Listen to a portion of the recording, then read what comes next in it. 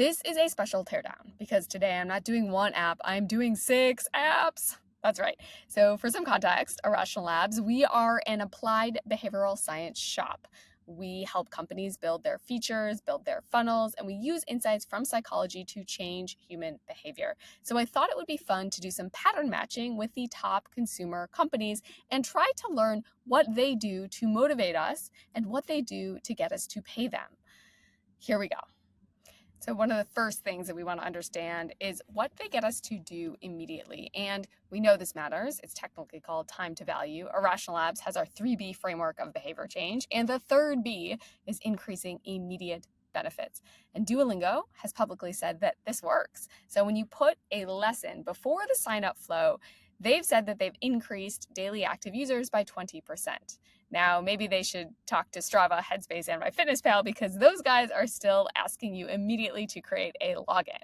But Duolingo continues this kind of immediate value vibe where if you're a lapsed user, they will give you 300 gems for free just for logging back in. Now, there is something interesting that most of them are doing that feels a bit new. Most of them have ditched the carousel. The carousel is something like you just swipe, it's a static screen, you're like, yep, hate those.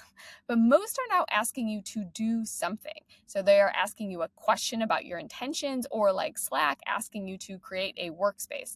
And so I'd say, well, this isn't purely driving immediate value. It is clever, right? Because they're getting you to think about the value that they could provide you by asking you these questions or getting you to do something.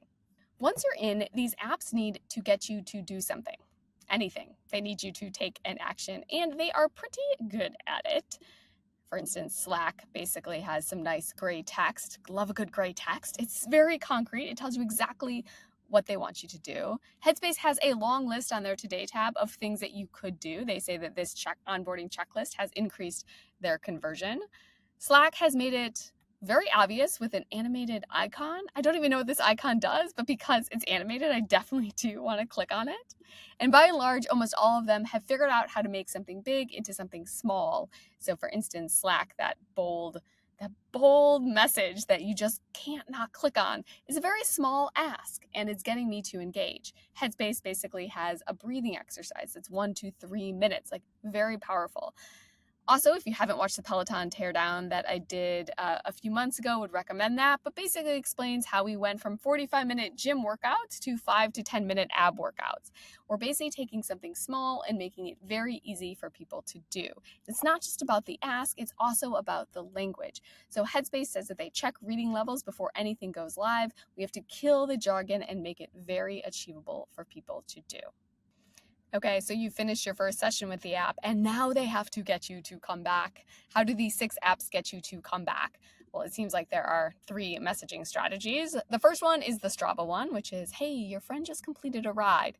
So they're telling you something just happened. Second one is Duolingo, which is basically just a reminder, hey, you should do this. And the third one is some inspiration, be a better person. So if I was forced to choose, I'd probably choose the Strava one. Why? Is because you're giving people a reason to come back that's just not the answer, come back, right? You're saying something happened. Now, of course, people could abuse this. This is probably sludge if overdone, but it's very interesting because it has novelty and curiosity. Now, if you were to go the Duolingo route, this is also very interesting because you're telling people to come back and they do it at the time that you started the app. What that means is if I started the app at 11 a.m. on Monday, they're going to use that as information on when to message me next. They know that possibly on Tuesday at 11 a.m. I may be free, or maybe next Monday I'll be free. So they're using information about my past behavior to predict my future behavior, and this tends to work. It's also good for them and good for you because you probably are free at 11 a.m. on Monday if you started the app at 11 a.m. on Monday last week. And then the final one is Headspace one. You know, it's very on brand. They're giving you motivation. Sometimes these things can be redundant, and if things are redundant, you tend to ignore them. And so that's one of the risks of having these kind of motivational messages. One thing I really like is when Duolingo says, hey, you told us to message you, right? This is saying we're not messaging you. You told us to do this. They also basically give us a decision framework when they're saying, hey, you're not really responding. This actually gets us to stop and think a little bit more and saying, do I want to come back? And finally, I think one of the key insights on notifications or attention is something that Headspace and Peloton fall a little short on. So I almost missed my weekly goal with Peloton and I got 0 notifications. Where are you at, Peloton? This is a gimme. Tell me that I'm going to miss my goal. And it also seems like Headspace doesn't really vary the notification schedule that much if I'm coming back to the app. So if I'm inactive versus active should really vary how much you're talking to me. So notifications are key. These apps have a fair amount of similarity. They really have categorized themselves according to what may feel right for their app. Okay, now on to the classic gamification. So how do you get people to retain in your app? What are these apps doing to get me to continually stay motivated and come back? So one underused strategy that I like that Strava does and Peloton also does is this idea of 1% better. So you did this last week. Can you do a bit more? This is you against you, right? It's a clever way to do something without a leaderboard. Peloton and Duolingo also come in with streaks. So Peloton has a nice 1-week streak, not a daily. And Duolingo has said that one of their biggest retention wins was the streak saver. So this is a notification that says, hey, if you're going out tonight, you can actually pause your streak, forget that Spanish, and come back and pick it up later. This is a revenue maker for them as well because people can pay to save their streak. Very clever. Duolingo also nails something around pre-commitment, which is basically getting me to think ahead about what I want to do. Pre-commitment is a generally used behavioral science idea, which is most of the time you're going to get up during the day, and if you don't think about fitting in a workout or a Spanish lesson, you're probably not going to do it. So thinking ahead is one of the key things to successfully doing anything, and Duolingo has built it into their flow.